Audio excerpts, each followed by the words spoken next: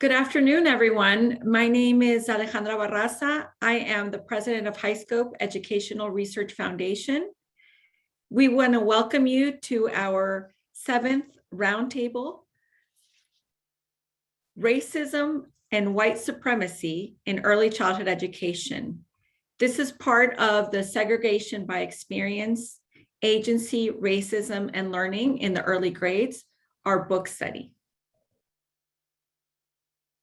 You can purchase the book written by Dr. Jennifer Kiza Dare and Kiyomi Sanchez Suzuki Colgrove in our HighScope bookstore. It is now an honor for me to introduce our moderator. Dr. Shupi Sachdeva is a research assistant professor at the Center for Advanced Study of Teaching and Learning at the University of Virginia. She graduated with a doctoral degree in curriculum and instruction from the University of Texas at Austin and specializes in early childhood education. Her experience in early education spans 3 countries, India, Taiwan, and the US. Dr. Sachdeva is committed to exploring young children and their families' experiences with schools, with attention to how issues of power, oppression, and resistance determine what children and their families are offered in learning spaces. Dr. Sachdeva uses video cues multi-sited ethnography to understand how young children's bodies are entangled with and often constructed by the larger discourses in education. In her research, she pays attention to how curriculum, pedagogy, and classroom management practices are tied with modern democratic body politics and work towards inscribing children from marginalized communities as subpersons. Welcome. Thank you, Dr. Barraza, for that wonderful introduction. It is a pleasure to be here, and I'm very honored to serve as the moderator for today's roundtable. Before we begin, I want to acknowledge that even though virtually, we are all meeting on indigenous lands of Turtle Island, the ancestral name for what now is called North America. We all live on stolen land in spaces that were built by enslaved and free Black people who provided the labor and capital. I want to also acknowledge that I live in Fremont, California, the land of the Ohlone and the Muwekma Ohlone people. I remember their connection to this region, and I'm very grateful for the opportunity to live, work, and practice my faith on their traditional homeland. I would like to begin by introducing our panelists, beginning with Dr. Nathaniel Bryan. Dr. Bryan is the Assistant Professor of Early Childhood Education at Miami University. Dr. Bryan's focus is on the pedagogical styles of Black male teachers and the schooling and play experiences of Black boys in early childhood classrooms. Dr. Bryan is the author of the book titled Towards a Black Boy Crit Pedagogy, Black Boys, Male Teachers, and the Early Childhood Classroom Practices. Welcome, Dr. Bryan. Thank you so much for having me today. Our second panelist today is Dr. Fabienne Doucet. Dr. Doucet is the Associate Professor of Early Childhood and Urban Education in the Department of Teaching and Learning at the New York University Steinhardt School of Culture, Education, and Human Development.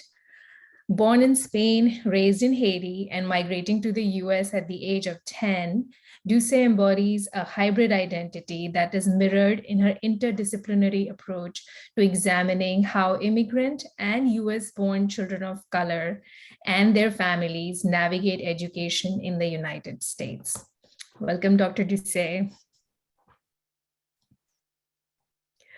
Thank you so much. It's great to be here. Yeah. Before I begin, I just want to say that I really hope that this can be a dialogue. So although I will ask specific questions to one of you, After they speak, please feel free to add, to affirm, or challenge, or build on what they said. And I know that everyone processes things at a different speed, so I'm going to pause a little bit with my reflection, just so that we give time for everyone to engage in this space. And lastly, before we get into the questions and we hear from our amazing panelists, I also want to say that this conversation is meant to be a space that promotes culturally responsive, anti-racist education, affirmation of identity, and for us to share thoughts and ideas. The point here is that we work towards dismantling oppressive structures and to dismantle white supremacy. So for all of us who are present here today, I hope this is a space where you're able to show up, speak your truth, and be your unapologetic self. I want to begin, I want to open up this discussion with sort of a general question and ask which part of this chapter from this book that we read stood out to you the most and why? And we'll start with you, Dr. Brian. Thank you so much for a very important question. I think as I read the book, the most important section of the chapter was the section titled False Promises, a Racial Contract. It was a really great reminder to reflect back on Dr. Charles Mills, who recently passed, his very compelling work. And so for those of us who know Charles's work, it really helps us to think about the racialization of the social contract, right? And so the social contract is this idea that people give up their rights and their privileges to be protected by the state, right? But when you think about people of color and Black people in particular, given that the focus of my research is on Black children in early childhood spaces, there's no such thing as a social contract for Black people. When we look exclusively at early child education, we see the ways in which Black children lose their power and their agency, given the ways in which schools and early child education in particular is socially constructed. And so, again, there's no such thing as a social contract for Black children. It's a racial contract, right? So Black children lose all their power and their agency, and they're dehumanized in the process, right? So that was the most compelling part of the book for me, just to have that fresh reminder of Charles' work and how it yet resonates with me, and it should resonate with all of us presently. Thank you, Dr. Brian. How about you, Dr. Doucet? What stood out to you? Thanks for that, Dr. Brian. And I agree. That also was very powerful and very timely. It was very difficult to choose, one thing, of course, because the book is fabulous, this chapter is fabulous, but something that resonated with some of the thinking I've been doing for the past, it's been many years, but is when they start talking about dehumanization. So the first section where that is, the title of that section is Segregation by Experience as a Form of Dehumanization. And then they sort of like have subsequent sections that unpack that and talk about it. But the idea that there is this like personhood and non-personhood, and that young children are being made to feel less than human and are framed as less than human was really powerful for me, because I've been developing and thinking through a lot of anti-racist frameworks, anti-racist research, anti-racist early childhood practice. And part of that is humanizing practice. And when I think about humanizing practice, I lean on what Bartolome has termed teacher political clarity, that in order to think about humanizing the students in the classroom, you have to have a deep awareness of the matrix of power that shapes our society, right? You have to really understand how the current frame really centers the experience of white, middle, and upper class individuals. And so that clarity is so important. And I feel like that clarity is so just beautifully on display in this chapter that that Doctors Adair and Colgrove are so clear about where they're coming from. And I think that's really powerful. Yeah, I want to build on that too. In terms of thinking about the racial contract, when I read that section, given that my research focus is on the play experiences of Black children, Black boys in particular, I immediately thought about Tamir Rice. Tamir Rice, a 12-year-old boy who was engaging in normal childhood play experiences in a park. He lost his life as cops arrived on the scene, thinking that he was a 21-year-old man brandishing a weapon. And in fact, Tamir Rice was playing with a toy gun. So where's the social contract there? There is no social contract when Black boys are losing their lives, even during play. And so to think about the racial contract, to think about the ways in which white supremacy, racism, and anti-Blackness inform every aspect of Black life. It's impossible at times to see the need to humanize Black bodies, because our view and our vision are oftentimes blinded by the tragedies of Black life. Yeah, thank you. And I'm glad you brought up dehumanization, because we don't usually think about dehumanization in context of early childhood. We do not see how we, with our disciplinary practices, be it the soft disciplinary practices, show me you're ready, show me you're ready to learn, take a deep breath, you want to be in the, even those where we think these are well-meaning ways in which we are trying to be a good teacher are so dehumanizing for young children, and especially these tiny Black and brown bodies, and how we snatch their humanity from them starting so early on. Thank you for sharing that. And from that, I want us to, go deeper into how white supremacy shows up in early education, because we do not think about white supremacy in those contexts often. So I want to ask both of you, how do you see white supremacy or, white body supremacy? Since, this dehumanization literally happens on children's bodies, like they're physical beings, how does that impact early childhood education? How do you see it in your own work? How does it show up in the work that you do? And like, Dr. Brian, your work focuses on young Black boys. So how do you think it shows up in that intersectionality of boyhood and Blackness? Can you talk a little bit about that? Right. First, I would like to just respond to the first part of your question. How does white supremacy shows up in early child education? I think white supremacy, and there's tons of data to support this, is foundational to early child education. From naming those who teach young children, to the curriculum, to the assessment.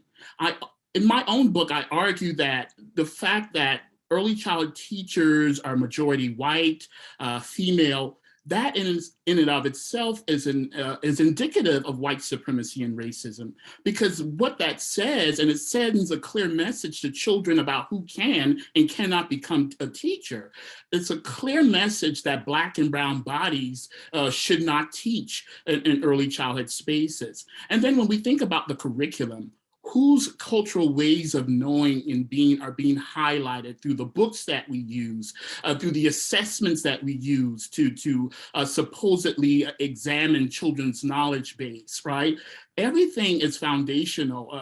White supremacy, again, is foundational to every aspect of early child education. And as such, we need to really dismantle, right? Dismantle it, because it's creating spaces where Black bodies are being violently aggressed on a daily basis, Black and brown bodies, I should say. And in terms of my own work, I focus on, again, the play experiences of Black boys. And we know that Walter Gillum conducted a very powerful study that asked teachers to examine or view children's play experiences. And what was found during that study is that teachers had a very negative and deficit view of Black boyhood play, right? So think about Black boys who are simply engaging in normal childhood behaviors, but they're being stereotyped by their teachers who are first sworn to do no harm, yet they do so much harm to Black and brown boys in and beyond early childhood education.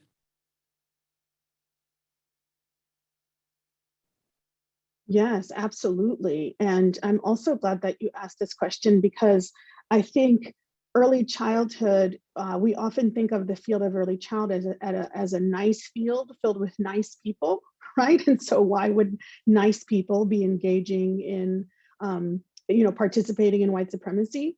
But what I think that we miss when we kind of lean into that idea is that we are all swimming in this ocean of white supremacy, and fish don't feel wet. So even though we might not feel like we're, that we're participating, we're in it. So we're doing it. And the United States, at the end of the day, was founded on genocide and anti-Black racism, period. So how can we not, right? How can we not kind of let that stain us? It just does. It's about being aware of it. And so if we're not looking for it, if we're not looking at it, then we won't see it, because you don't see what you don't look at, right? Or what you don't look for. So I think it is really critically important for us to recognize that the white supremacist hegemony as an organizing framework for our country touches every institution, touches every aspect, and that what we need to do is really kind of like be aware and recognize it.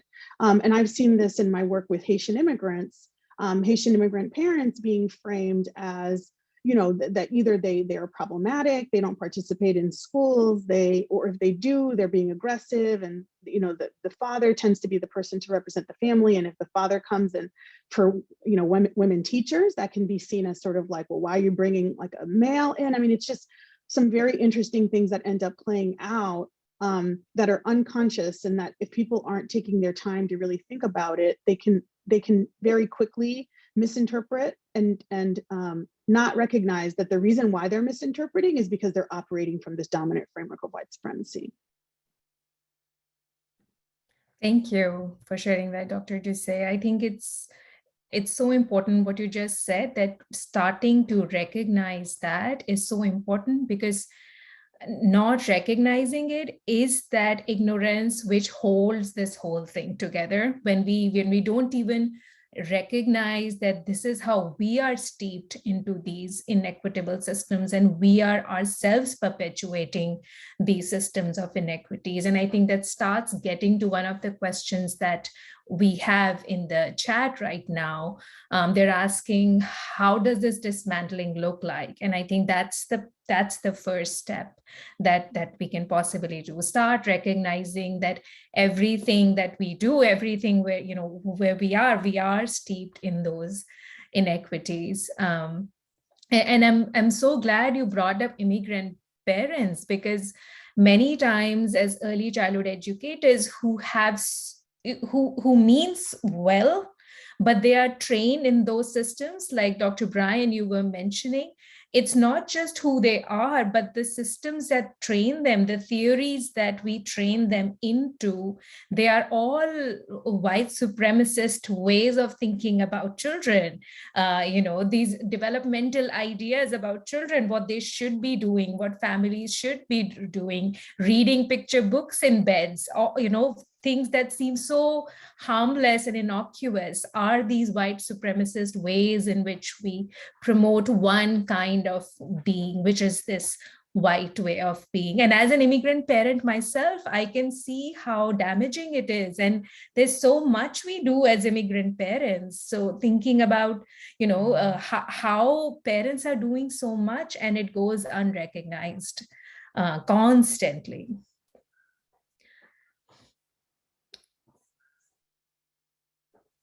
Anything you want to And just to speak to that, just to speak to that question about dismantling, I think the way that we begin to dismantle is that we begin to first uncover which is what having critical lenses allows us to do, right? It allows us to really unpack and uncover. And then once we have done that, we can then begin to shift and recognize that we need to develop new frameworks, new models, as opposed to, the idea of pouring new wine into old wineskins. We can't really do that. We have to actually change the wineskins. We have to really be prepared to think through, how do we want to remake early childhood education? And I think that the book chapter, it being the culminating chapter of the book, really does point us in many important directions toward how we can do that.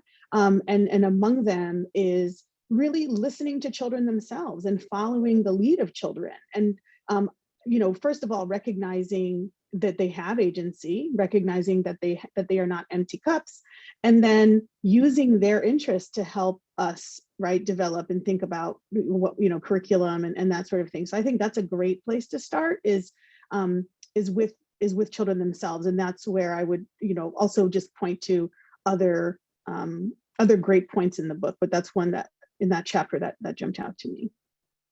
And just to build on that, I think we have to be courageous enough to engage children, not only in their ability to recognize themselves as agentic beings, but help them to understand the ways in which these systems work as early as early child education. Young children are well aware of racism and white supremacy, but if there are no teachers there to interrupt their views and their perspectives, they will continue to perpetuate and be complicit in the system that we are trying to dismantle. And when we think about white girls, who are highly more likely to become teachers, if we're not interrupting these systems as early as early child education, these young white girls who grow up to become teachers, again, will continue to replicate these systems. So it's so important what we do in early child education, because it does have long-term consequences that we are not always aware of.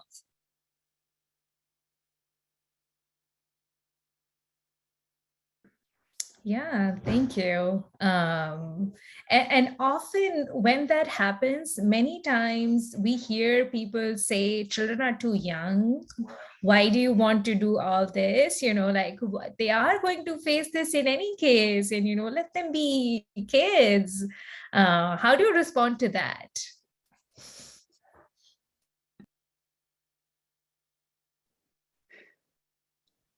Do you want to go ahead? Were you about to go ahead?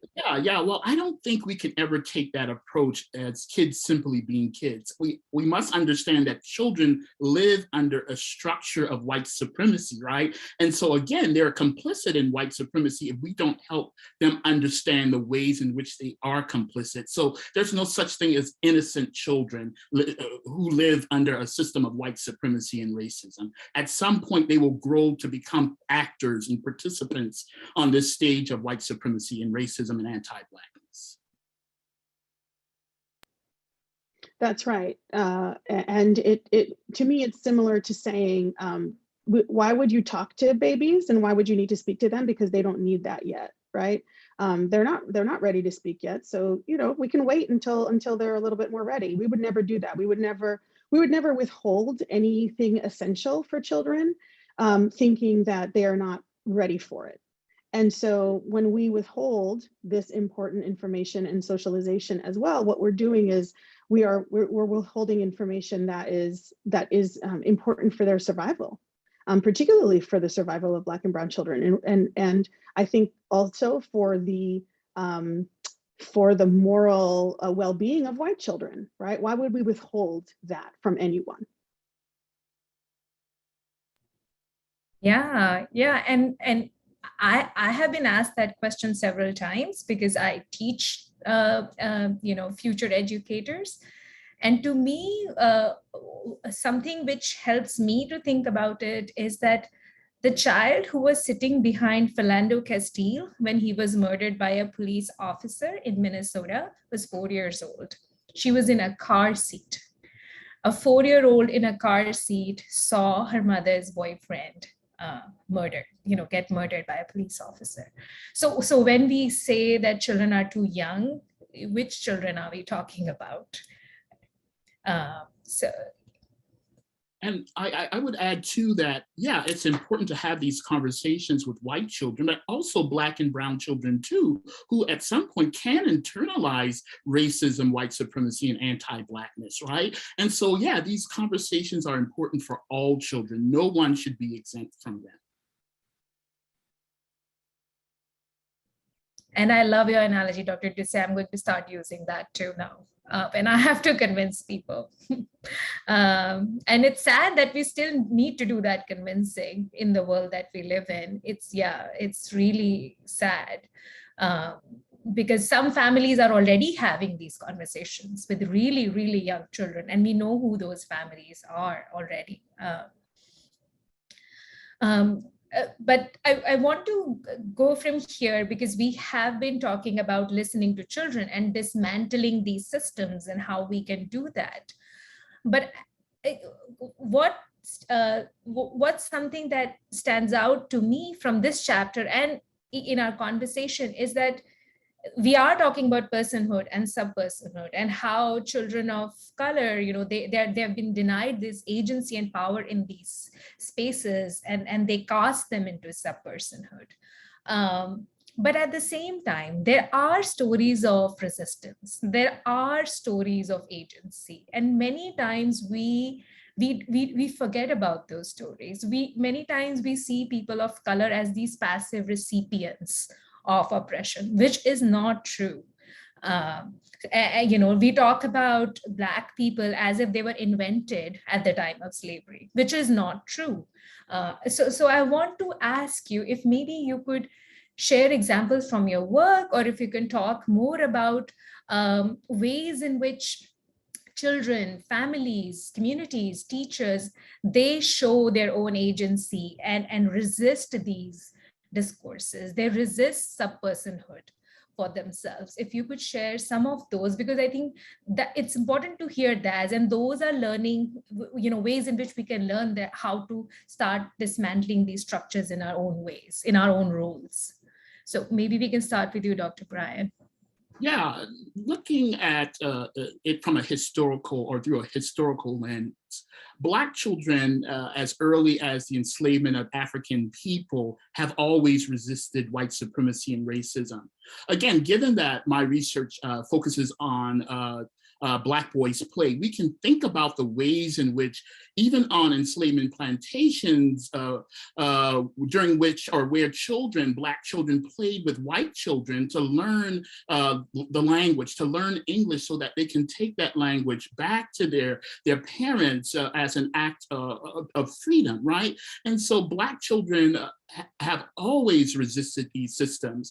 And given, again, that my work focuses on play, I think about the ways in which Black children presently resist systems of white supremacy. Oftentimes, I observe early child classrooms, and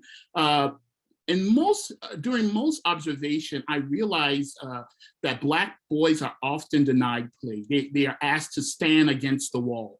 But as I observe these young boys standing against the wall, I also observe them resisting this notion of being punished during play. They still find ways to engage in play and to enjoy what they have been denied. So Black children have, again, always resisted these systems. And I'm also thinking about the Children's March, right? We don't talk enough about the Children's March during the Civil Rights Movement, where Black children marched for their freedom, right?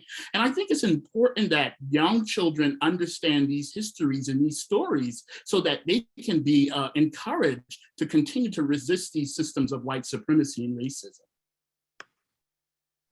Can you talk a little bit more, Dr. Brian? How did these boys resist it? I want to hear those stories. How did that happen? Yeah, well, for example, one particular boy I noticed who was sent to stand against the wall, he had a toy truck in his pocket.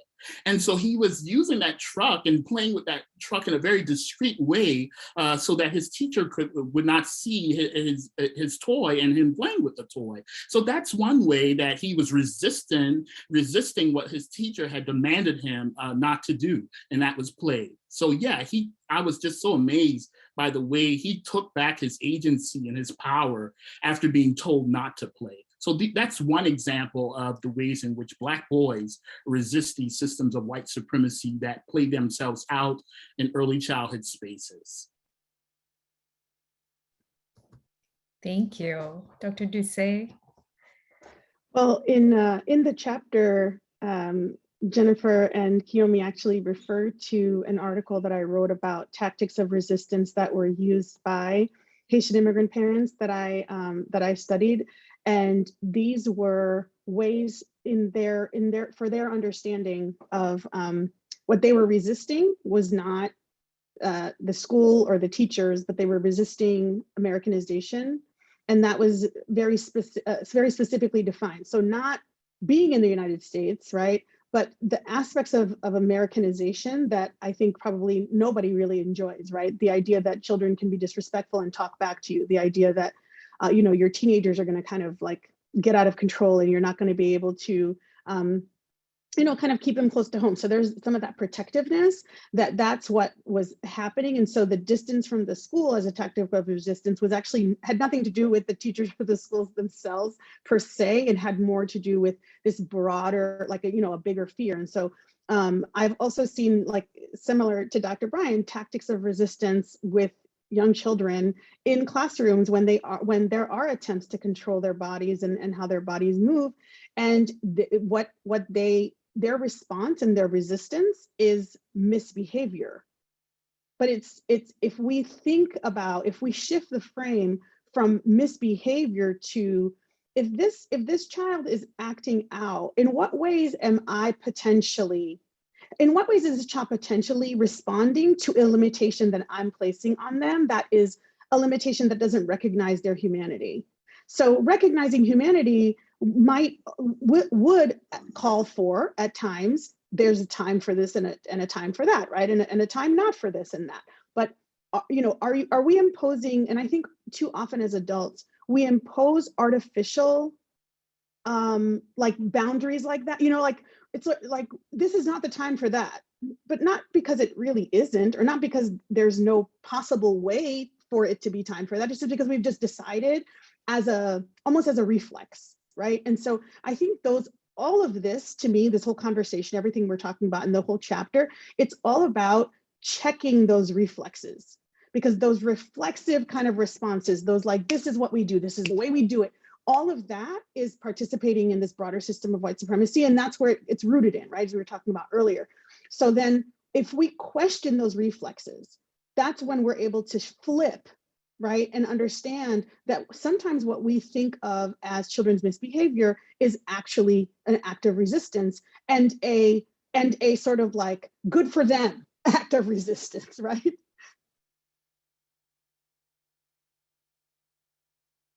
You want to add something to that, Dr. Bryan? I was listening to Dr. Doucet's powerful conversation about children's resistance, and I started to think about, if we truly value young children as agentic being, and I think this is going to push our thinking a little bit, we should not always socially construct children as resisting systems of white supremacy, because I think that too is grounded in white supremacy and racism, when Black children can't just be free or to engage freely in Black life, right, without being seen as resisting systems of white supremacy and racism. White children don't have to resist systems because the systems work for them. They can be naturally seen as children, right? And so we have to begin to see Black children, Black and brown children, as agentic being without always pushing back against or resisting systems of white supremacy, racism, and anti-Blackness. Yes, absolutely. And I think and I think maybe this is also where you're going with that, is like, if that's all it is, then it doesn't leave any room for joy. It doesn't leave any room for play and fun and just being, right? And that the whole point of humanizing is being, just being. And so we have to also make space for that. So thank you so much for saying that. Thank you so much for underlying that, Dr. Bryan. Yeah, thank you. And I really appreciate you pointing out, Dr. Doucet, these ways in which certain things become our reflexes. It's all, you know, how we take things to be common sense. Like, this is how it happens, and this is common sense. And when you start reflecting on some of those practices, and I think children give us those, those spaces to be reflective if we take them.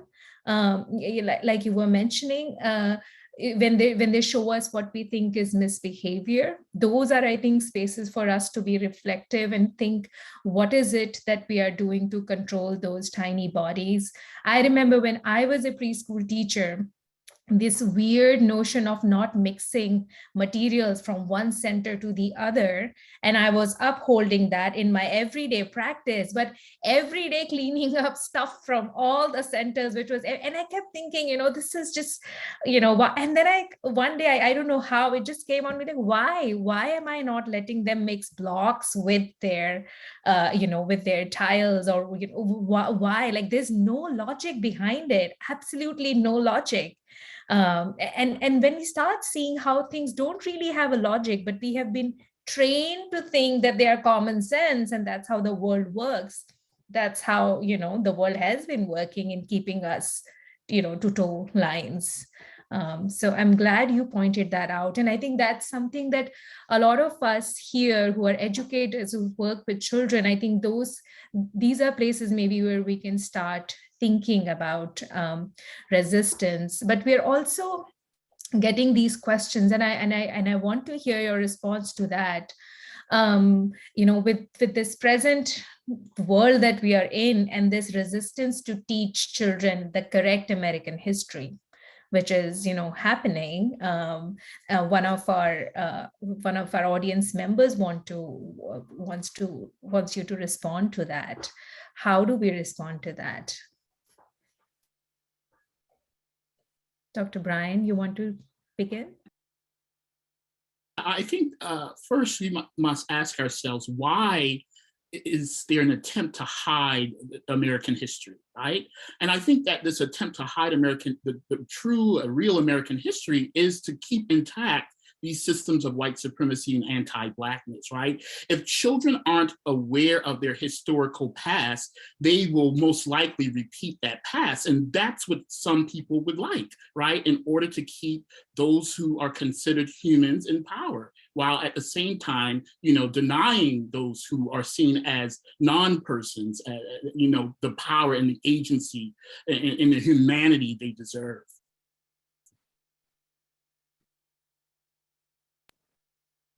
Yes, and I think this is also where the genius of educators comes in, because in the same way that I have seen tactics of resistance by family members and caregivers, as we've seen tactics of resistance by children, I've seen tactics of resistance by educators as well.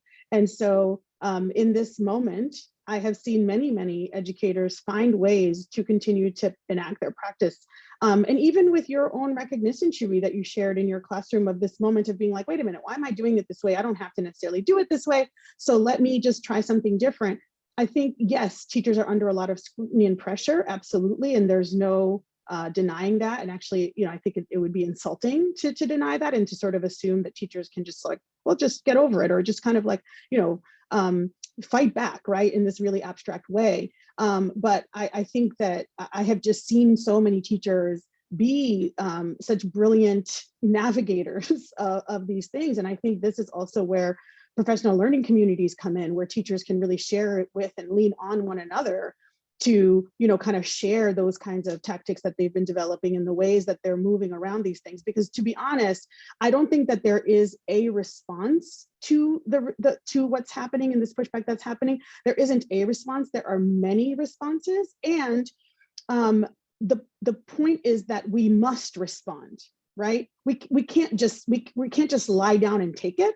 And so we have to sort of like figure it out. And I think always just so in awe of educators who are just doing it, on the ground on a regular basis. And I know how hard it is for them. I really do. And I have, even when I'm talking to my emerging teachers who I'm observing in the field right now, they're super stressed and they don't, they're sort of like, what do I do? Like we're in this teacher education program and we're being taught all this anti-racist stuff. And then we get into the classrooms and we feel so constrained. And so those things are very real, but not talking either, like giving in, right? Folding and just saying like, oh, well, we can't do anything about it, or feeling like stuck and immobilized. Like that's not the answer either. And so we just have to learn how to work those ways. And we have so many lessons, I think, from the past and the present, so many lessons to pull from.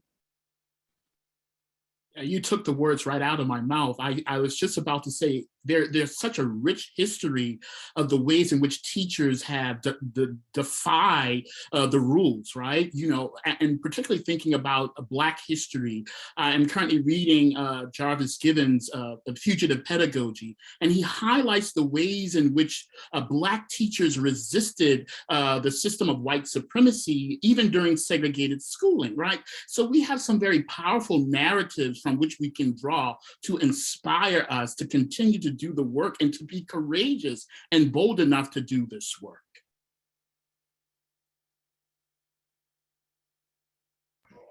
Yeah, but sometimes there is this resistance to that work, especially by white parents or white teachers or white administrators, because they seem to not understand the harmful impact that that educators could have, because they are so steeped in white supremacist ways of being every day in their lives. And this is also a question that we got, that then what are some tips that we can use to bring this consciousness to white people, as one of our attendees wants to, that's how they want to say it, to see that this is harmful. I think first and foremost, white people must recognize their own miseducation, right? And not only recognize their miseducation, do something about their miseducation, right? Spend time reading about the experiences of people of color, so that you can re-inform yourselves about the ways in which white supremacy, anti-Blackness works in our society, and particularly in our schooling spaces. So first, deal with your miseducation and then become educated, I think is so important. And I don't think the responsibility, I want to add, should be given to Black people or people of color to educate white folks about their own history. They have to spend time educating themselves. If they're truly desiring to be anti-racist educators or anti-racist in general, they must be willing to push back against their own miseducation.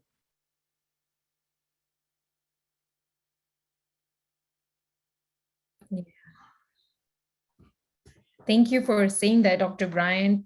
I think too many times the labor of that education falls on people of color. In any case, people of color are doing all this labor of proving they are not who they think they are, and proving that they deserve to be treated as full humans, as we talk about personhood and subpersonhood. And then on top of it, this labor of teaching you about your own history is too much for them. And we have to recognize that that's not the job of your Black and brown colleagues.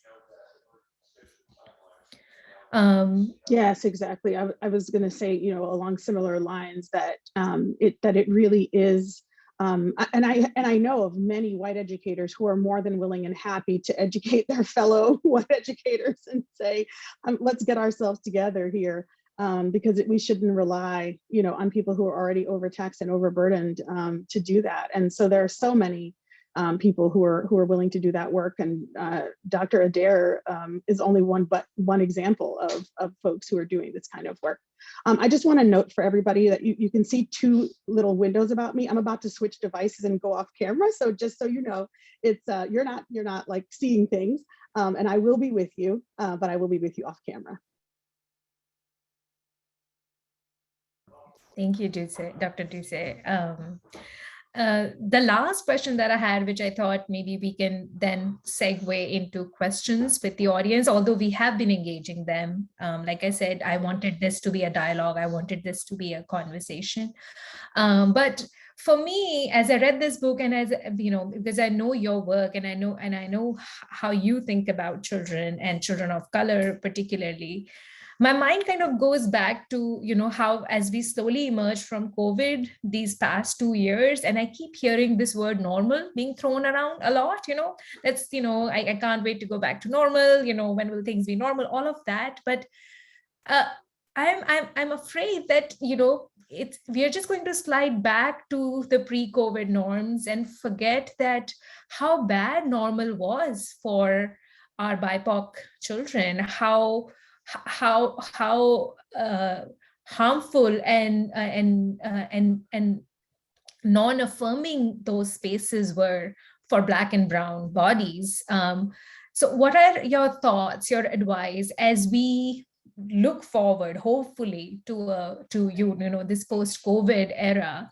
How should the field of early childhood look like in terms of policy? And I'm sure there are a lot of educators here. So in terms of classroom practices, supervision, because there are teacher educators here as well. So what are your thoughts on that?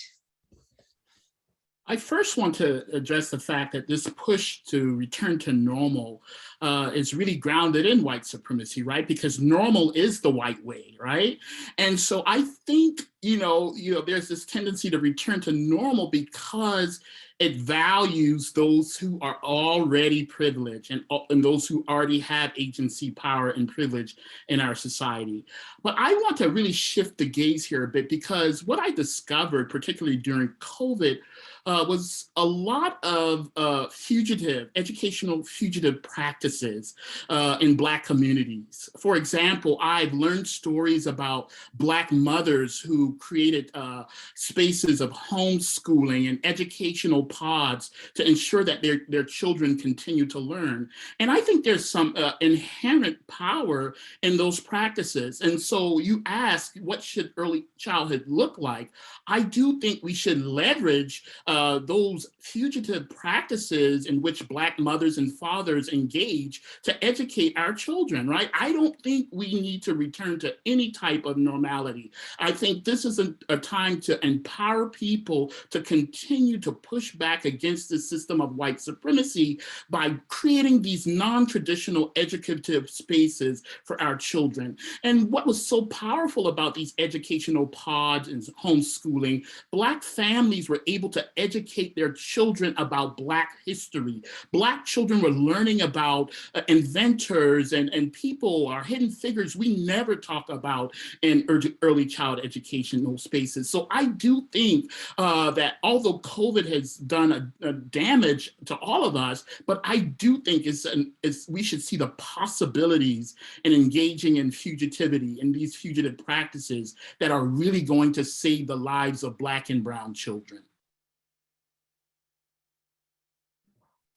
Yeah, thank you. Yes, absolutely, Dr. Bryan. I really don't know that I can add anything to that. That was wonderful. And having participated myself in those fugitive spaces to talk about, what we want to see different for our children in schools. I'm very much in alignment with that. Yeah. Yeah, and I hope we can create those fugitive spaces in our own classrooms. If as educators we reflect and think how we can create that for our children who come back to classrooms. I think we can now segue into responding to some of the questions that we have. I'm going to read out the questions, and and Dr. Desai and Dr. Bryan, you can respond to them. I want to, yeah, maybe this is a question that we can think about together. Carolyn is asking, some teachers withhold or deny play as a discipline to correct behavior. How would you advise teachers, especially teachers of color, to discipline children of color, especially boys, without withholding play? Dr. Bryan, do you want to respond to that? Yeah, that's a really great question. And I think to answer fully that question, I want to know, well, why do we feel this necessity to discipline children, right? Because I think this notion of disciplining children comes from these deficit views about Black boys or children of color in general, right? You know, because, and when we think about behavior, it's always informed by white cultural ways of knowing and being. So is there a need to discipline children, or do we need to discipline ourselves from engaging in stereotypes and biases of those children? And so I don't know why teachers tend to lean towards denying children play as a way of disciplining them. It makes absolutely no sense, and it does not do anything to change the fact that this child wants to be engaged in joyful practices in and beyond early childhood classroom spaces. When we centered punitive discipline practices in our work, we're already on the wrong side of the fence. And so we really need to step back and think about why there's this emphasis or this focus on disciplining children in general. Yes, I was looking for my reaction button, which I don't think is on this call, Dr. Bryan, but I was looking for my hand clap, my snaps, my celebration, disciplining ourselves. Yes, 100%. And I think this is how we respond to one another as well. Think about the adults with whom you collaborate. Somebody does something, you don't particularly like it. Do you tell them that they can't play with you? Do you tell them that they can't come to the next meeting? Do you tell them that they, whatever, right? No, we negotiate, we talk about it. We say, hey, listen, this didn't really work for me, right? And this is not going to work for me going forward for this to be happening. So how can we work together to figure out how we can make it, how we can alter it? So it's not about discipline in the sense of like the punitive, right? What Dr. Bryan said, that punitive discipline, punitive discipline, but really more about like just kind of understanding, first of all, where behavior is coming from, right? So like, what's going on right now? Are you uncomfortable? Is something bothering you? Is there something in the environment that's difficult or what have you? And then how can we then, once we have this understanding of sort of like what's going on and what's at the root of it, then what can we do to make it better? What do you need right now? And for that, we have to be able to be articulate about our own needs, right? I need quiet right now. I'm feeling anxious. I'm hungry. I'm tired. I am anxious. I'm afraid. I'm angry. I'm jealous. Having all of these, really, with young children, working with them to be able to recognize like what's happening right now with me that I'm reacting in this way. And then as ourselves as adults, why is this getting on my nerves, right? Like, why am I being so, why is this pushing my button so hard right now? All of this awareness that we're building in ourselves and then with the children that we are learning with, this is how we then create these classroom communities where folks are able to say, you know what, I need a timeout right now, not a timeout, I'm going to timeout to put myself against the wall, but I need 30 seconds to be away from y'all, right? And that is okay. And we affirm that. And we all know that at different times, we need a few seconds to be away from so-and-so. And there's nothing wrong with that. So normalizing that our emotions are real, that our emotions are valid, and that sometimes we have physical and emotional needs for us to then be able to say, okay, now now I can shift this behavior because now my needs are being met. My needs are being recognized. Thank you, Dr. Bryan and Dr. Ducey. And I think it's so important to be reflective on that. And this, I think, if we are able to do that, we would be so good at all our relationships. Like, this is relationship advice, really.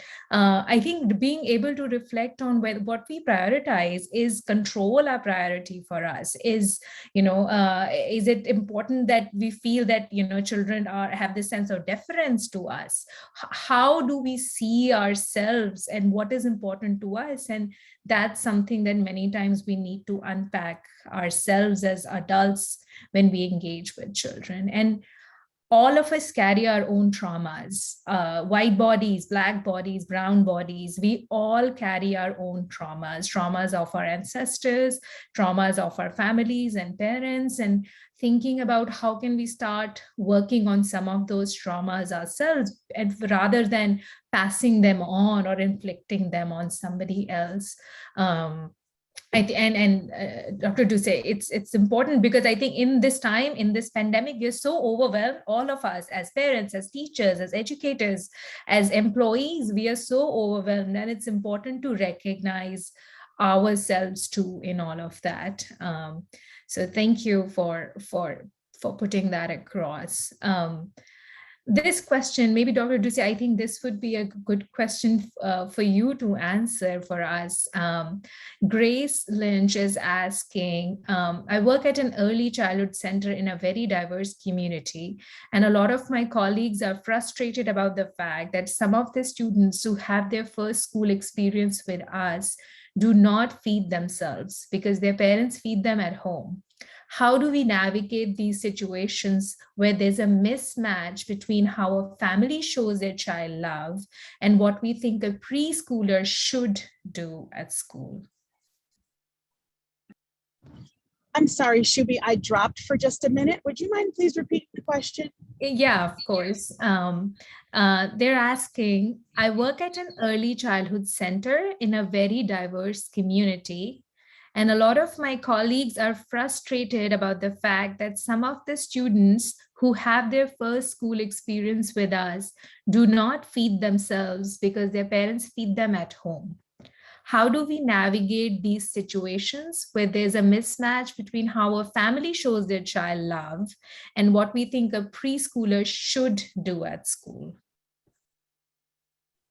I really love this question. I think it's a really wonderful question, and it's an opportunity for conversation and engagement. And that's right, Shubi. This is the work that I do. So what I would say first is let's begin to have some open and loving and curious conversations with the families. Firstly, to try to understand what this practice is about and so forth, but not just assume that we know what it's about, right? So there could be many reasons, and so it could be about love, but it could also be about not wanting kids to stain their clothes, right? So it could be any number of things. So first of all, let's try to understand, hey, what's up with this, and what is this happening, and then explaining from our perspective why it may be impractical to engage in this behavior. And rather than making it about what children should be able to do and shouldn't be able to do, and why are they not doing this, really about like what's happening for me as an educator, as an adult in this classroom with a lot of kids in it, that may make it difficult for us to feed each child individually, right?